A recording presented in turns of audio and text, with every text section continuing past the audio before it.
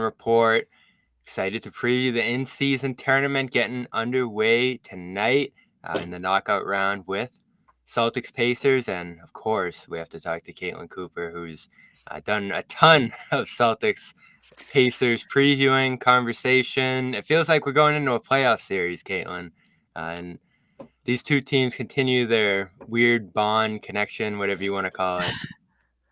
It does. It's weird because I think this is probably the biggest game that the Pacers have played since they got eliminated from the play-in tournament 3 seasons ago. So higher stakes for them. Obviously, the Celtics have played in a lot bigger games since then, but Pacers are actually playing for something. So what have you thought of this whole thing so far? Because I feel like the Pacers have embraced it probably about as much as any other team, shooting out to 4-0, building those huge point differentials that they did, and pretty much securing their spot before anyone else did here, and in a position to host this game as well over a Celtics team that played the games early, kind of shrugged it off, it felt like, and then when they actually had to make it against Chicago, went all out and ran up the score and did what they needed to do there.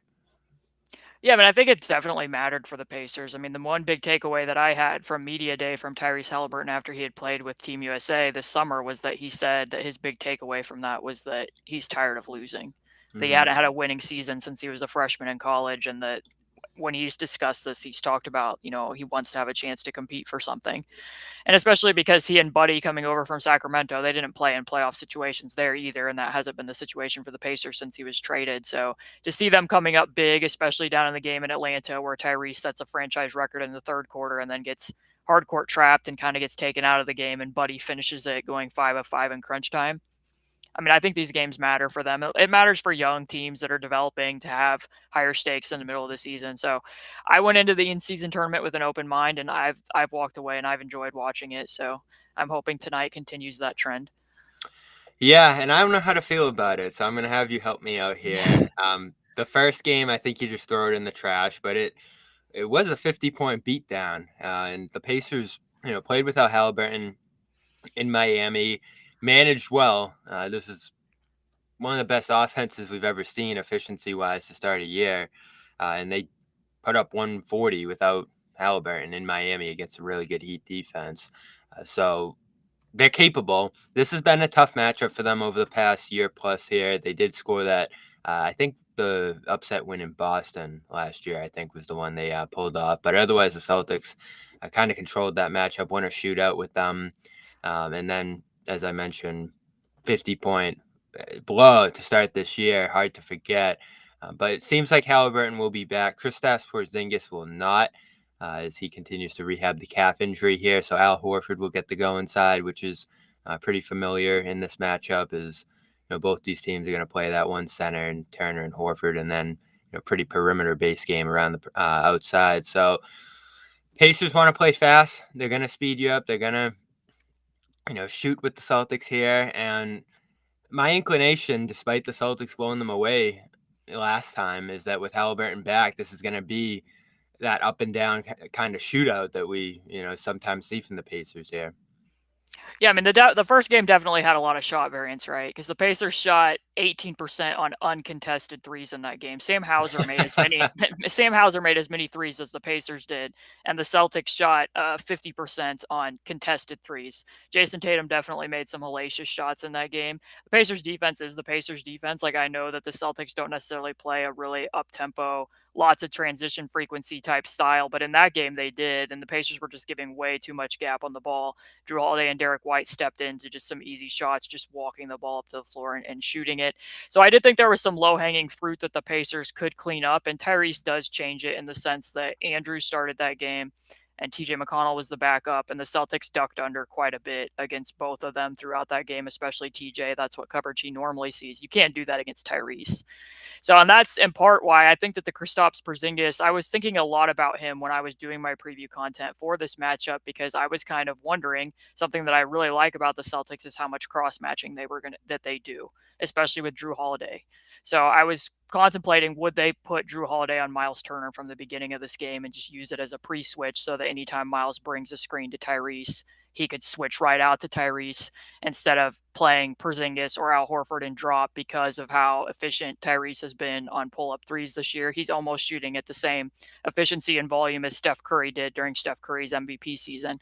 So, but now that Porzingis is out, I know that they've done a lot with him as a weak side roamer and rim protector. I'm not so sure they'll be as willing to do that with Al Horford. It doesn't seem like in the games where they've done Drew on a center, whether that's against the Sixers or against Rudy Gobert and Karl-Anthony Towns or against Jakob Poeltl, that Horford is always on the floor in those minutes. So that leads me to think that they'll probably defend it up more traditionally with Horford on Miles. Yeah, I would imagine so. And that is a tough loss because that was a great defensive alignment for them. And they've still played good defense with Horford at the 5. In fact, he's had a nice run of games here, starting in place of Porzingis, and his defense remains as flexible as ever. I do worry about him switching out because they probably will switch 1 to 5 with Horford out there more often than not. I like him generally switching out on guards, but probably not on Haliburton. I think that's something that the Pacers are going to be able to exploit if they're able to get that matchup, especially the way he's able to get that 3 off, as you mentioned. But I don't worry about the defense too much, especially since, when Porzingis has had to guard some of the stronger centers who are going to attack him straight up, even if it's in some sort of switch off holiday there. He's had a tough time with that fouling, going against Bam, going against some of these other guys. He's gotten into foul trouble, even in that Minnesota matchup. I think he fouled out of that game. So he's been important help side to their defense. Straight up, we've seen the struggles with him on that end of the floor. So I think you feel the loss more offensively in this one with him out there. Obviously, the cross matching, as you mentioned, there's a lot of smaller guards, wings on this Indiana team that he could go at in switches and finish over. In fact, he was the most efficient post-up player. There was a big conversation with him coming to Boston in the NBA to start this year. I think he had 6 points per possession to start the season right before he got hurt in those situations. So they're going to feel his loss here, no doubt. In fact, if he was available, I'd feel really good about the Celtics winning this matchup. Instead, I'm standing here. I don't know. I don't know which way to go here. It makes me iffier and thinking it's a little bit, it makes me think it's closer for the Pacers for a couple fronts, because I do think that it provides fewer options for the Pacers defensively as well, for the reasons you just mentioned, because they at times do not at the same level as what Drew does, but they will put Aaron Nesmith on opposing 5 so that they can switch ball screens and keep Miles Turner's passive size closer to the basket. This matchup was already going to be tricky to do that, because if you were to start Aaron in place of Obi, which I kind of doubt they do at this point, although they did do it against Atlanta, but if they were, you're not putting Miles Turner on the point of attack against Derek White, you're not putting Miles Turner on Drew Holiday, and you're not putting him on Jason Tatum or Jaylen Brown. But in some cases, in the prior game when they went double big, they had more flexibility to do that, because you could put Miles on Al Horford and then Nesmith could guard Porzingis. But now that's kind of out the window. I don't see it very likely that the Celtics are going to play double big arrangements without Porzingis available. No, they've experimented with it, but I don't think this is Right. an experiment night. Yeah, so for a defensive standpoint, it makes things harder. The Pacers are going to have to play it more traditionally as well, I would think, at that point. And then, like what you said in the post, I did look at the numbers, and the Celtics, I do believe, are the most efficient post-up team, and most of that is because of Porzingis and Jason Tatum, obviously. I'm sure they'll be looking for mismatches for Tatum in the post as well. And in the prior matchup, the Pacers weren't sending any help. They weren't even feigning help. I think he had 3 post touches. Jaylen Brown had a post touch as well. They scored on all 4 opportunities. Since then, the Pacers have been more willing to send double teams against elite post threats. So, Pascal Siakam has scored more points per possession than the Raptors half-court offense almost as a whole. So from that game, the Pacers were a lot more proactive in sending double teams and letting the ball get out to the perimeter. Of course, Toronto's perimeter shooting's easier to chance that with as well, but the Pacers are going to need to be better at rotating out of those double teams. They have a lot of defensive issues overall, but that is one change that they've made that I would expect to see, especially when Tatum has the ball. So what is going on with this defense? Mm-hmm. It's like they're giving up a basket for everyone they score here, essentially. And it's going to be tough for them. I love this team a lot. I love what they're doing offensively. And you can see in a game like the last one there, when you shoot, what did they finish at? 66% on 85 shots. You're probably going to win. But you're still giving up 130 the other way there. And then the first Miami game was a even bigger shootout race to 140 as it was, and you end up giving up 140 even though you score 130 here. I don't remember it being quite this bad last year. It's not like they were a great defensive team a year ago, but what is going on here? I mean, first and foremost, they have some obvious holes. They have to outrun their short-lived limitations a lot. I wrote a piece that's available for anybody. It's not paywalled over the weekend. Just about like running slice screens, which the Celtics do run, where it's just a back pick at the wing for like Tatum to slide to the block and get a post up or to cut. A lot of times teams don't get anything out of that initial action. You're mainly running it so the person protecting against the cut has to sag off, and then like Tatum goes and gets the handoff from Porzingis or Horford and has a head start to get downhill.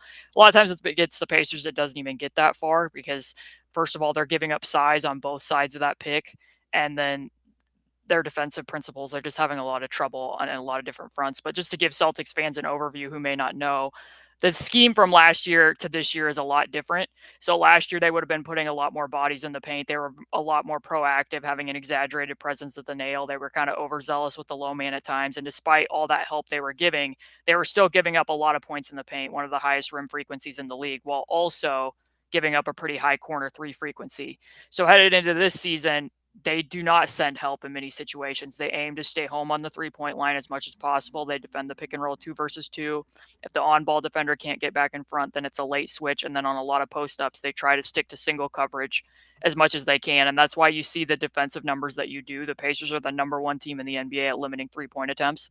That's pretty much the only thing they do well on defense. And that when you say do well, it's like at what cost is that doing well? Because they're giving up the most points in the paint. They're fouling a ton because guys are getting left on an island and they're giving up those mismatches around the basket. So for this matchup, that's what makes it really interesting, right? Because in the prior game, that was the most 3-point attempts and most 3-point makes they've given up in any game this season. The Celtics have the highest 3-point attempt rate in the NBA. The Pacers do suppress that, but they give up the highest drives per 100 possessions of any team in the NBA, and the Celtics rank 29th in drives. So if the Celtics are going to become a team that doesn't settle as much for 3-point attempts, this is a good opportunity for them to do it in this particular matchup. Yeah, and it still was only 35. Celtics can end up closer to 50 on their most Yeah. most liberal shooting nights, but they hit 20 of them. So there's your ball game right there. And in that game, Porzingis didn't have a huge impact. His presence out there can be as impactful as anything else. But 13, 6, and 2. You'll probably take that if you're Indiana. It was Tatum hitting 3 threes, Brown hitting 7 twos. White hits 4 threes, which is probably got to be a key guy to look out for if you're Indiana here. And then, as you mentioned, Hauser going off for 5 of 6 from 3, and he'll be dangerous in this matchup again. Ever since that game, he's continued to be lethal. He's hitting about 40-50% of his threes this year on any given night, and I think he'll be able to survive in this matchup playing some bigger minutes here if they want to go smaller, as I'm pretty sure they will here. I don't think there's a great Cornet game or even Keita, who's been playing decent lately for them. Probably not the best matchup here, just with the up and down style that this game's going to take on here. So Hauser's huge. Horford's defense, straight up on Turner. And then which wing are you going to see out there? We talked about Oshae to start the year. Him coming over from Indiana, and pretty much everything you said was true. Immense struggles at the rim. The 3-point shot, I don't know what happened to the 3-point shot because it's been erratic over the years. It's non-existent for him right now. 11% on just an attempted game to start this season, and that was pretty much it for him after 8 games. He's kind of out of the rotation right now, and it stunk to watch because he got a really good opportunity early on to play steady minutes alongside this main rotation. Good offensive rebounding, good energy, as you mentioned. But offensively, he really struggled to find anything. And it was bad. I mean, you look at the numbers here, 17% from the field, 11% from 3, even 58 at the line.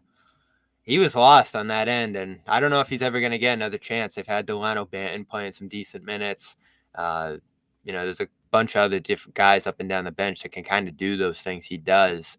You got Pritchard playing steady minutes. Hauser, obviously a mainstay. So I don't know if our guy Oshae is going to get back in the mix here. I mean, the tough thing for Oshae is the shot absolutely has to fall because the finishing is not going to compensate for it if it doesn't. Like if he Yeah. doesn't see some type of a closeout, he already has enough struggles finishing as it is. So if people are closing short, then it becomes that more challenging because he can't adjust midair to verticality. He takes off too early from the basket. A lot of times things become a hanging bank shot where they should be a layup. Like I like a lot of the stuff that Oshae brings, and he seems to be a really high character guy that people in the locker room enjoy being around. I know he still stays in contact with Tyrese and other people on the Pacers roster, but it just came to a point to me where it's like if that aspect of his game doesn't turn around, then you really have to depend on him hitting threes, and if that doesn't happen, then he can't really be in the rotation. Yeah, I hope he gets another shot here. It was tough to watch to start the year, the struggles he had on that end of the floor. And they've gone in a different direction now. Delano Banton, who even finished that Pacers game strong, has become a little bit more of a constant factor off the bench here, and we'll see if we see him again. Another guy who struggles to shoot, but it brings a little bit more positional versatility, screening, and defense even across multiple positions that Celtics seem to like right here. We're going to talk about another guy who switched sides in this matchup, Aaron Nesmith, who continues to impress this year. And I know Caitlin really likes as part of their, main rotation group to start this year. But first, want to tell everybody about our official partner here at CLNS Media, FanDuel. And head over to FanDuel right now as in-season tournament gets going. Get $150 in bonus bets when you place a winning $5 money line bet. All you got to do is just win that bet, and you're going to get $150 in bonus bets. Of course, they are non-withdrawable, expire in 7 days, and you got to be 21 plus present in Mass.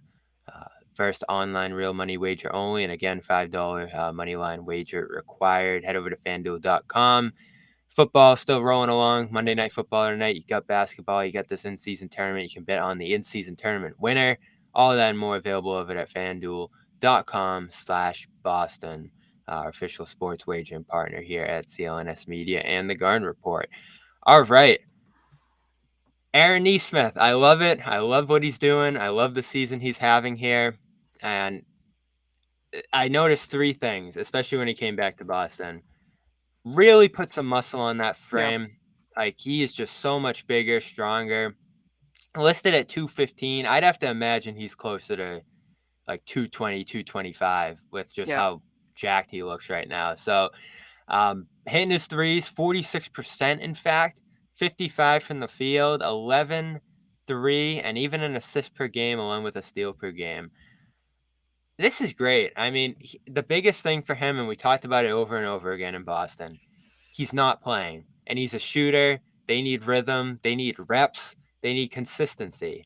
And he got none of that here in Boston. And so he ended up playing a more erratic style, almost, akin to Oshae, just running around trying to do whatever he can, diving on the floor, crashing the boards, running into people, whatever he can do. And that kind of took him away from his game that got him into the NBA.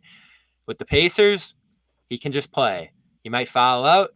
He might make mistakes. He might miss a bunch of shots, but he's going to play. And when we talked to him here in Boston, he said that makes all the difference in the world.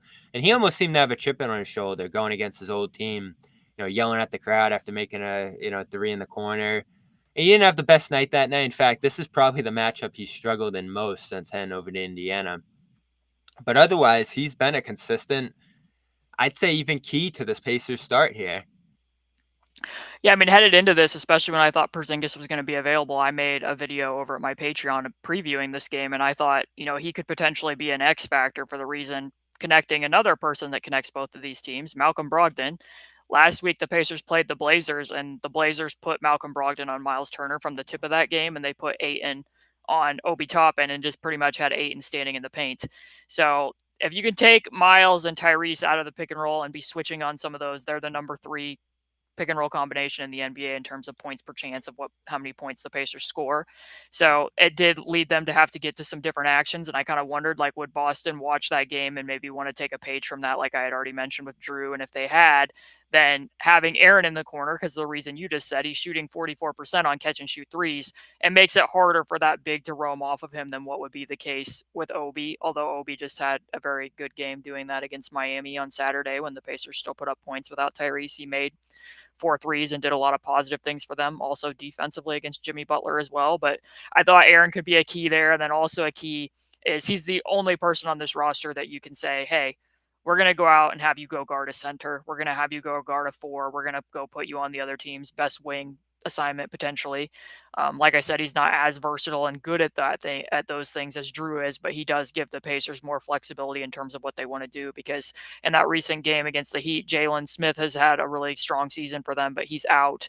So Isaiah Jackson had also been kind of dealing with an illness, so they didn't really play him. So they were playing lineups where Obi Toppin was the tallest player on the floor, but Aaron Nesmith was actually the center. He was the person guarding Kevin Love. He was the person using different coverages in that type of scheme. So it is possible that maybe if the Pacers do want to go really small in this matchup, that you guys might actually get to see some Aaron Nesmith at center minutes, because that's something they also did against Philadelphia against Embiid, where he was guarding and fronting Embiid because they had so many centers in foul trouble. So Aaron's been a really big bright spot to the season. He talked at Media Day that he expected coming into this year that he'd be playing more at the 3.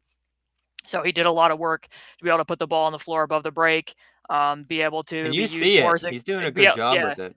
be able to be used more as a ghost screener. And as it turns out, they've still needed him at the 4 because Jarris Walker really wasn't ready and they don't have a lot of other options there. So that's mainly where he's been playing. But he's been really terrific attacking closeouts from the corner, even going to his left, which has been a weak spot for him in the past since he had come over from the Pacers. And then just the shot makes a really big difference when it's falling at a more increased clip. So Aaron's been really good for them. And like you said, yeah, I do think that he's had a little bit of a chip on his shoulder. I know he kept receipts from a Bleacher Report tweet where somebody had basically acted like the Celtics had gotten Malcolm for pocket change, and he kept an image of that and retweeted it after he had had some big games this year. So I love that. Yeah, I love the start he's having here, and he's gonna have to guard Brown and Tatum. I think he's the guy on that side that has the best chance of doing that. I think, and with Horford out there, maybe if Porzingis was playing, you'd try to have him guard up on him, just because of how big of a threat he is. But Horford's really only gonna hurt you from the 3-point line. So I think that's probably a guy you could stash a weaker defender on potentially here. And Nesmith's going to have to take on the big matchups here, which have been a little daunting for him. Now I'm looking at the yeah, numbers from the first game, which can be a little wonky. Tatum shot 2 or 3 against him, 4 points. I think Brown went 1 for 2. And he guarded both those guys about 20 possessions in those games. But just looking at the past games of him against the Celtics, it can look like, one of those practices in Boston in 2020 when he came in. Those guys just line him up. They they know him. They look almost excited to attack him. And Tatum, one of his most vicious dunks of his career, came on Nesmith's head. So it's a daunting challenge for him. He's going to stand up for it. He's going to foul if he needs to here. He's going to be physical with those guys. And they're struggling a little bit right now. Tatum's turnover rate over his last 7 games here is 1-1. Assist turnover rate. The turnovers have gone way up for him. In fact, he had 7 last game before he got ejected. Brown, it's always a problem. He's going to give the ball up. It's just the weak part of his game at this point. I don't know if it's going to improve at any point here. So that's probably another thing that the Pacers can exploit here is turn the Celtics over. They've been in the bottom half of the league in that turnover rate, at least of late. And that can get them out on the run as they want to do here. So that's going to be the key for them. Of course, Holiday and White can take the pressure off the Jays a little bit in terms of the ball handling and done a good job of that throughout this year. But on the other hand, Holiday has struggled to shoot a little bit here. And White can sometimes end up a little underutilized or a little more underutilized than he should within the flow of the offense here. But on the positive side for Boston, since Horford got into the starting lineup, their passing has increased a lot more. You've seen a lot of those kind of like inside-out pass possessions from them with him in there.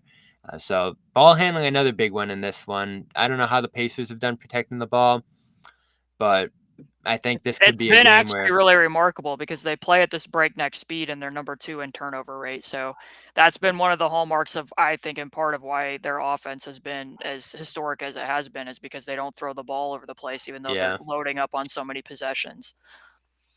Yeah, And it's so kind I of think oh, sorry. this Sorry. could be a game where the team with the better turnover rate wins.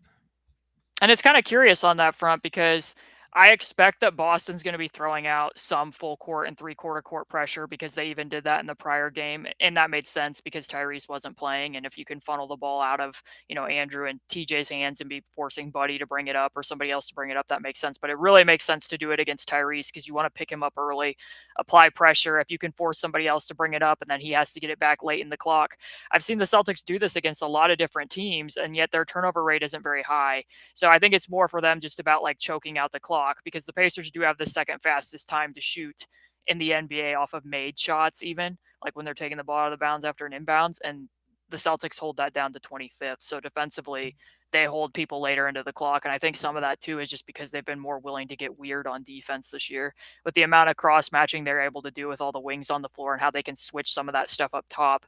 Like if you are running delay with a big and be able to just switch across a lot of that stuff, it makes opponents have to think and play deeper than what the Pacers would normally want to do. So you're right, the turnover rate thing is going to be an interesting one because typically the Pacers can protect against that, but I think they will see more pressure and the Celtics apply pressure, but they don't force a lot of turnovers. So Yeah, I've been trying to figure that out for a year plus here under Joe. They were so good at it under Ime that one year, just being disruptive, switching aggressively, and getting the ball from their opponents. This year, and even last year, it feels like they're more laid back.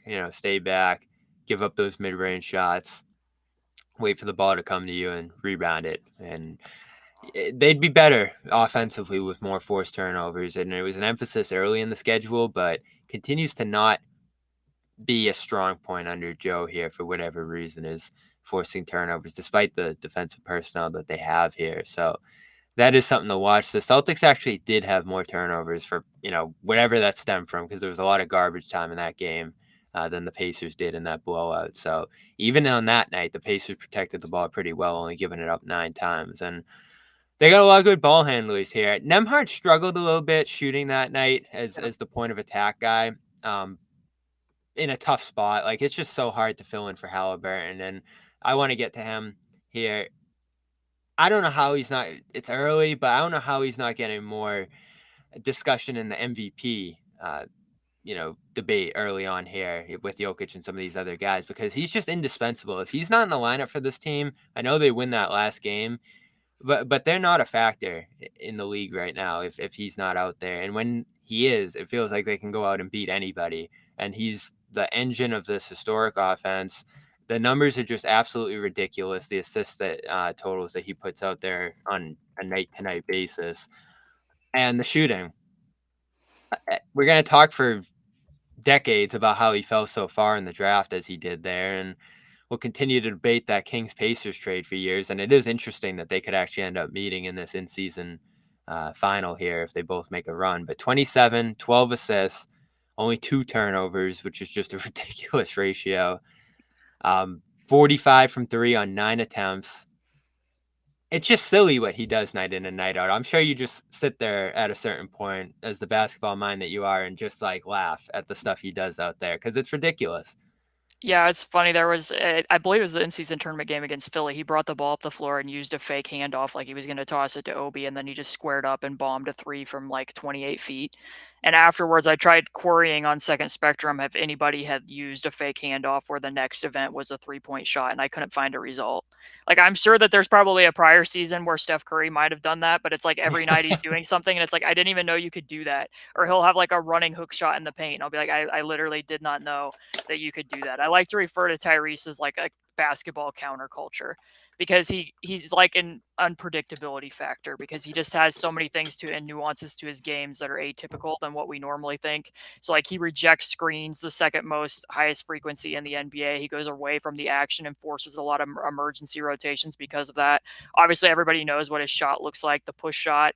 I like to say that it kind of looks like one of those robots at the Tokyo Olympics. And I think that it actually baits defenders into thinking they have more time to contest him than they actually do. Sometimes I think people lay off thinking that his release isn't as quick as it is because of how low his release is, but they actually don't have that much time.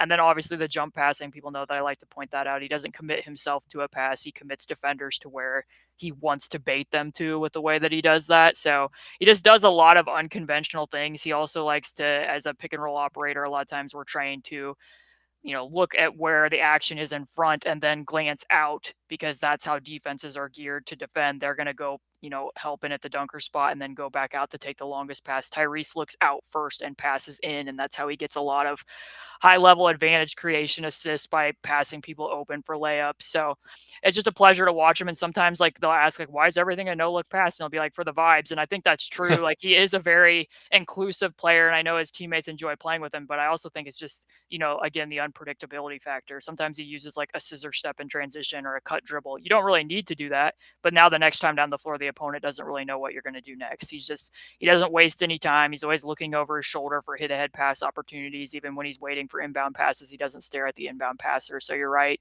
He's just always a pleasure to watch. And it's been fun too, watching different teams try to come up with ways to scheme and all the different types of coverages. He's seen pretty much everything at this point so far this year. And I'm sure the Celtics will throw a lot of different looks, because I know they're trying a lot of different stuff defensively this year. And Joe's been pretty experimental with that. So I'm really looking forward to this matchup as far as that goes. Yeah, he probably kills doubles, right? Like that can be a tricky one. And the Celtics don't love to double often. As I said, they're going to stay back. They're going to switch. They're going to have their center back at the rim a lot of the time. But in this one, it's going to be a little tough to drop, because I'm sure he kills drops too. There's just probably no perfect scheme to guard him. Yeah, the drop numbers, I actually have those in front of me. When a center drops on him, he scores 1.223 points per chance. Against a switch, it's 0.893. So Okay. he isn't as effective against a switch. The problem is it's kind of like what you said earlier about Horford. Horford's numbers in isolation are quite good this year. Oh, unbelievable. I know he got off to a little bit of a slow start defensively, but those numbers look really good. It's just that Tyrese, the way that he attacks the switch isn't off the dribble. He typically attacks the switch pocket. So when one defender's handing them off to the next, there's always a little bit of time before that screener gets up there. He pulls from 30, or he'll go to his, one step side step to the right three as an escape dribble. And I think that's probably a little bit more where Horford struggles in switch situations. He's kind of better at deterring dribble penetration in my eyes. That's kind of what he does a little bit better as a switch defender. So there's that. I mean, another option they could go to, you said that about the trapping. Teams have taken him out with some trapping. So like Atlanta went to full court trapping in the fourth quarter. He did not score, and I think he had more turnovers than assists, but Buddy Hield was incredibly hot in that game. Yeah. Now the first game against Miami, they also went to trapping, and Buddy shot 2 of 12 from 3 in that game, and he was getting up a lot of shots. And Aaron Nesmith and Andrew Nembhard both fouled out. They didn't have a lot of other options to go to. Like Tyrese is very good at passing out of those traps because he does have more size for position. But anytime you can get somebody who's shooting 42% on 7.1 pull-up threes per game, and they're not the person shooting it, that's probably an advantage for you. But another option they could do too, that I know people have been talking about, is that they've had Drew Holiday do more nexting from the next nearest defender. So if they want to keep Horford and drop, they could have that person jump switch over from the wing, take Haliburton, and then recover to that person in the next nearest gap. The problem is, if the person in the next nearest gap's Buddy, his release is so quick that the timing might not be good for that. But if it's Andrew Nembhard or Bruce Brown, maybe that's something that you're more willing to chance. Yeah, I think it is the switching here, especially since Drew White, they're capable of guarding a Turner in this spot, and all the different wings that Indiana has out there. So that'll probably be the answer. And I think that's why I lean the Celtics here, is their defensive versatility. Their just overall aptitude on that end of the floor, I think, is better equipped in this matchup, I think, to holding the line against Haliburton in this offense than the Pacers is on the other end against Boston. So Boston has kind of gotten in their own way a little bit the last week or two here. So that's where I think the Pacers end up winning this game, is if the Celtics turn it over a ton, let them get out in transition and play their game. Whereas if the Celtics play some competent offense here and attack this very vulnerable Pacers Yeah. defense, I think they're going to be coming away with the win here. But it's a toss-up, I think. And I wouldn't be surprised either way here with how this game goes. I just want to shout out a couple other sponsors here before we wrap this up.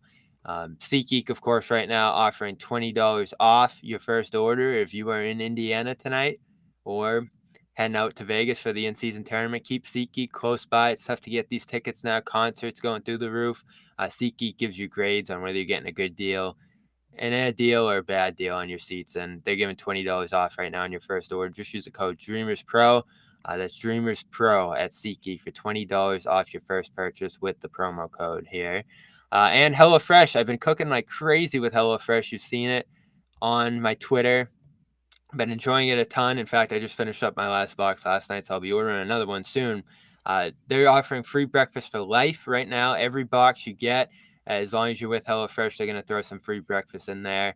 As long as you continue to use it here. So head to HelloFresh.com/stealing is free. Lay down instructions. You might not think you love cooking, but they make it super easy, fun, fresh ingredients, customizable to your diet, how often you need it, and what you like in it. It's America's #1 meal kit. And right now you're getting free breakfast for life at HelloFresh.com/CLNS free. All right, Caitlin. I want to talk about the ceilings for these two teams here as we, get in early. We'll look at what they're capable of here. The Celtics, again, this hot start. One of the best offenses in the league. The defense is up there with it to start this year. They looked like they were in a league of their own through the first, 10, 15 games of the schedule here.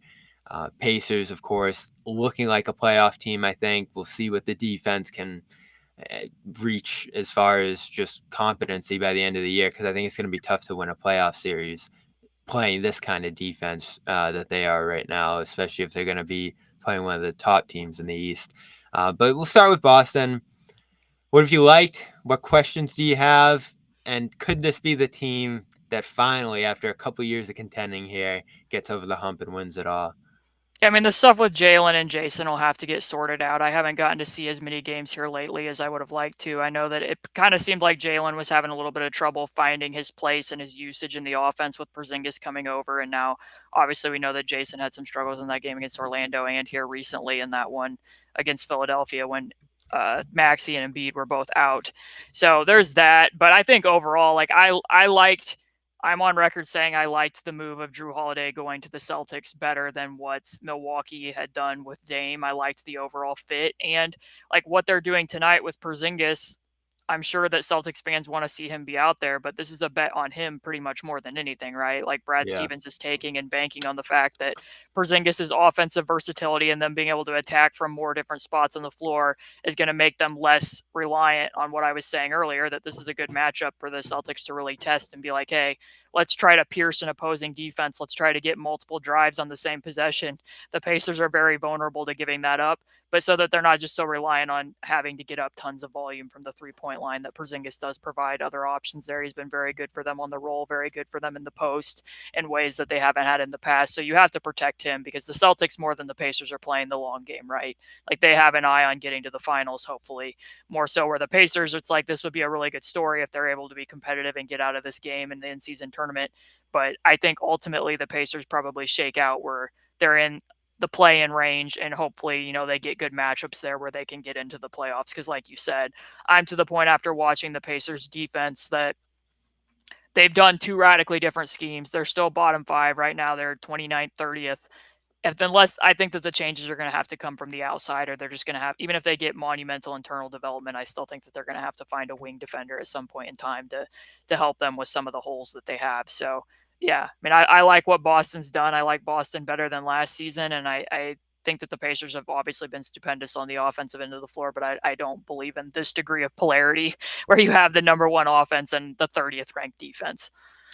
What do you think they need? Because to go out, get Obi, who's, had some good games here and there, and I think is still ascending as a player. I like his fit here. Him and Nesmith as a trade-off there, I'm sure, depending on matchups. But what do you think they need? Obviously, they were looking to trade Buddy to start the year. I guess nothing came of that, and they're just going to roll through the deadline, I guess, and see what opportunities become available. But I do agree that this would be an interesting trade team because of the needs that they have.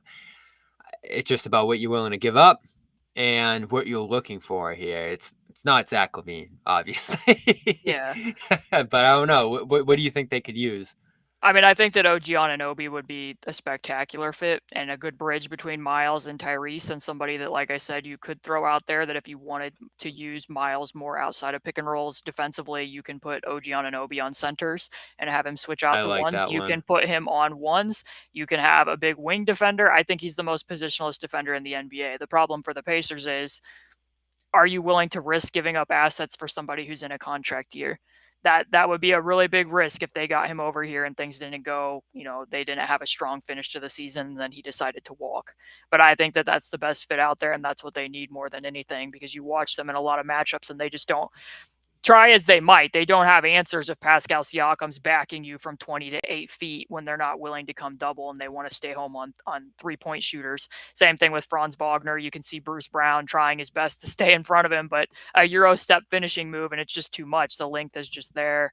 So bigger wings typically tend to feast against this team and have really big games, and they're going to need to get, I think, more lateral size and spots because you have to be able to protect Tyrese Haliburton. I mean, obviously, we know what they're doing right now. They still have a positive net rating of 3, despite how bad their defense has been. And I've said many times, my tagline for this year is pretty much the defense doesn't need to be good, doesn't even need to be mediocre. It merely needs to be bad. It just can't be this terrible.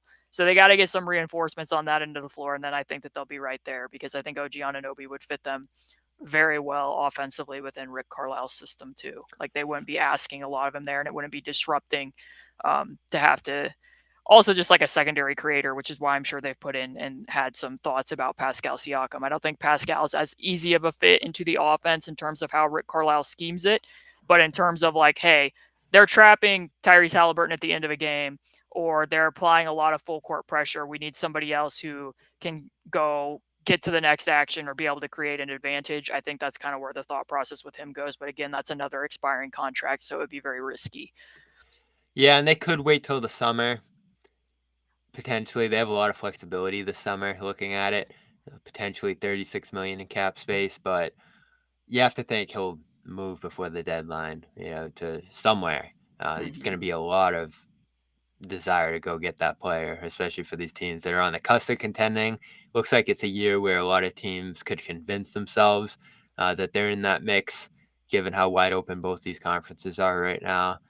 So time to imagine he's going to stay past the deadline in Toronto this year, especially on the expiring deal. So this might be the year to go do that. And they've looked at this kind of stuff, right? DeAndre Hunter was in the mix with them, it looked like, from Atlanta. And then they were a Grant Williams team, it seemed like, at least in the early stages of his free agency. So a guy like that can, hit shots and play multiple positions defensively is exactly what they need here. Because as we mentioned earlier, they've relied on Nesmith for that kind of production where he might be better suited just playing a single position defensively rather than jumping all over the place as he's had to here. And having a guy who's a little bit more versatile on that end, they clearly need it here, and I think it'd be worth the risk because they haven't taken that swing yet. Like even Haliburton, that was like a 1-for-1, star for star. You weren't packaging picks, you weren't packaging a bunch of different assets. It was more of a swap. Whereas they seem like they're in a position now to make a little bit of a leap and go for it here because this team right now looks to me like a first round exit team. If you upgrade, maybe you get to the second round, go on a little bit of a run.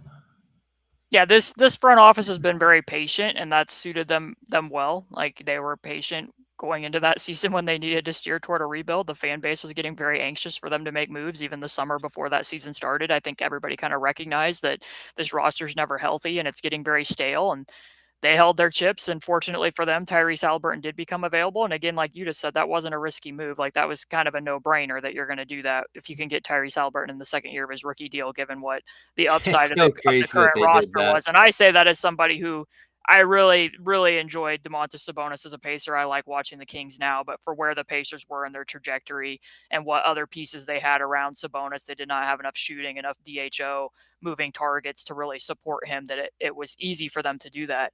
That being said, I think right now Tyrese is pretty easily playing like a top 15, top 10 player consistently, if not better than that in what he's been in certain games. So at a certain point, they're going to have to be willing to take a risk. And this is what I tell everybody in this market, you're not going to lure some top free agent to come play with them. And that's why a lot of times they'll talk about like, we have to get our foundation right, our core right. And like Tyrese himself even brought up Milwaukee, like they drafted Giannis, then they had Chris, and then they went after and got Drew via trade to come there. And now in free agency, they added, small pieces around the edges. But he's like, I've seen a small market team do it. It's just that at a certain point in time, in order to get, the Drew Holiday finishing piece, you're going to have to be willing to take a risk. Now, I think it's fair for them to be like, are we a Pascal Siakam away from being a contender? Probably not right now, but eventually they're going to have to be like, hey, we're going to trust ourselves. We're going to trust Tyrese that person is going to be willing to stay here and be a little bit more willing to take risks than what they have overall been as a front office to get that done. She's Caitlin Cooper. Her coverage is incredible. The Pacers, one of the best basketball bloggers out there, period. Right now, you can go and get it at patreon.com/basketball. She wrote, go subscribe over there. It's well worth it. You'll learn a ton, especially going into tonight. She has a Pacers Celtics preview out there right now. And of course, she's on Twitter at C2_Cooper. Always great having you on, Caitlin. Know the audience loves you. Hopefully a bunch of them go over there and subscribe. And looking forward to having you back if there's a playoff series or something happens down the line here. Always fun talking Celtics Pacers with you. Of course, thanks for having me on. Looking forward to this game, hoping it's a little bit more competitive than the last one. This is the only one all year, as I try to stay unbiased, that I'm going to be saying, let's go Celtics. Come on, get to Vegas. I want to go. I want to be in the mix here. It seems like a cruel twist of fate that the Pacers did so well, went 4-0 in group play, clinched their spot first, and their reward for that is playing the team with the best record in basketball. But here we are. Yeah, it was weird how that shook out. And we'll see how they adjust it next year. It was a weird end to the group play here. I think they need more games. I think they need more of a laid out schedule that's separated from the regular season next time around, because this was a little clunky this time around. I think some teams just looked up and were like, "Whoa, we're out of it. All right. Oh, whoa, we gotta score 50 tonight to get in. I guess we'll do that." So it's been fun. But yeah, Pacers did get screwed a little bit. I mean, what would it have been? It would have been the Knicks or Bucks, either way. So it would have been tough here, regardless. But there's a good mix of teams here to get a look at, and I kind of like the Knicks on the other side. I think they might be the team that comes out of that Bucks-Knicks game, just the way it's gone for the Bucks this year. But we'll see. That game's tomorrow. This one tips it off. Haliburton's first TNT game, by the way. It was supposed to be in Boston, but here it comes against Boston in Indiana, which is pretty cool. So he's been looking forward to this. I'm looking forward to this game, and it tips off again just after 7:30 tonight. We'll have post-game coverage here on the Garden Report, as always. And of course, check out CLNS Media and Celtics All Access for all our preview content here. Thanks again, Caitlin, and we'll talk to everybody